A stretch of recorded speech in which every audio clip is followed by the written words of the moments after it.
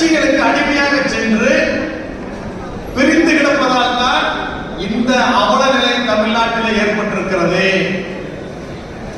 தமிழ்நாட்டை தவிர இந்தியாவிலே எந்த மாநிலத்திலும் கல்லுக்கு தடை கிடையாது, உலகத்திலும் தடை கிடையாது.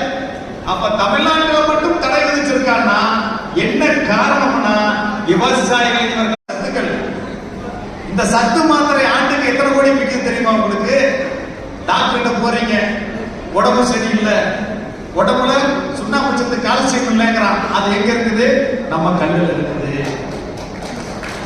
ஐயா இன்னைக்கு பாத்தீங்கன்னா ஊருக்கு விளம்பரம், ஐஸ்வர்யா பெர்னிட்டி சென்டர் மகப்பேறு மருத்துவம் போய் இன்னைக்கு செயற்கை கருவூட்டல் மருத்துவமனைகள் ஊர்வலம் வந்திருக்கு, எல்லா ஊர்லயும் இருக்கு. இன்னைக்கு அந்த மலட்டு தன்மையை போக்குவதற்கு சித்த மருத்துவத்தில் ஆயுர்வேதத்தில் ஆதரவளிப்பதற்கு தயாராக இல்லை என்பதை நாம் தெரிந்து கொள்ள வேண்டும். பண்ணலாமா?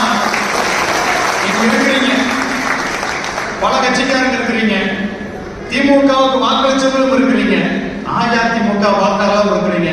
நாம வரக்கூடிய தேர்தலில் விவசாயிகள் நிக்கலாமா? சத்தத்தை காண